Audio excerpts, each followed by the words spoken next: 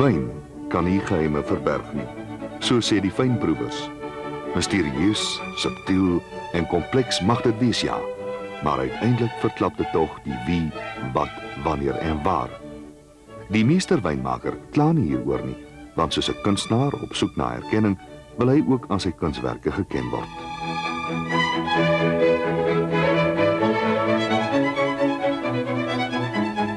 Die stempel word die duidelikste afgedruk as die maker sy hand stewig op die hele proses hou, vanaf die wingerd geplant word totdat kritiese drinkers uiteindelik hulle oordeel uitspreek. Landgoedwyne het deur die eeue heen beroemd geraak omdat hulle hierdie eie soortige karakter kon skep en handhaaf. 'n Glasie landgoedwyn. In Suid-Afrika is 'n landgoed die kleinste geografiese eenheid wat volgens die wyn van oorsprongstelsel erken word.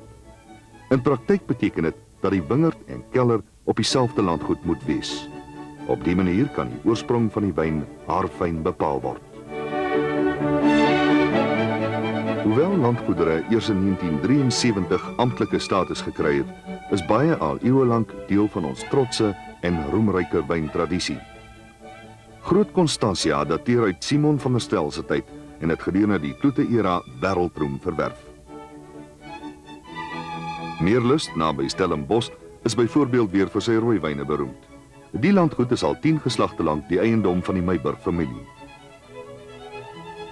Lomarin in die Franse Hoekvallei dateer uit die Hugenote-era voor die einde van die 17de eeu. Bossendal, in latere jare die eiendom van die bekende De Villiers familie, is nog 'n plaas met 'n sterk Hugenote verlede.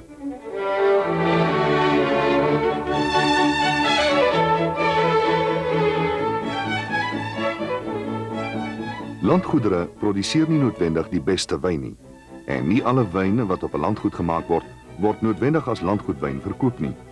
In Hebreë word egter algemeen aanvaar dat Suid-Afrika se beste wyne op die landgoedbeginsel gemaak word.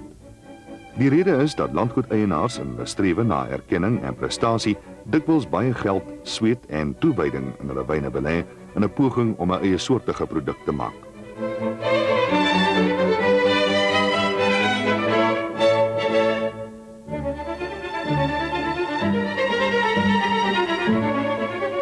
Jamie Muller is die eienaar van die kleinste geregistreerde landgoed in Suid-Afrika. Naby Tulbagh probeer sy om in alle opsigte haar wyn so uniek as moontlik te maak. Haar wynboumetodes is tradisioneel en die landgoed se bottelering en verpakking word nog steeds met die hand gedoen. Alles om die wyn meer persoonlik te maak.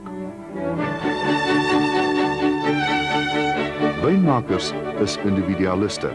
En in die geval van landgoedere waar die hele verhaal van wynmaak afspeel op 'n lappie afgebakende grond, is die neerslag van die wynmaker se persoonlikheid in die wyn soveel meer te bespeur.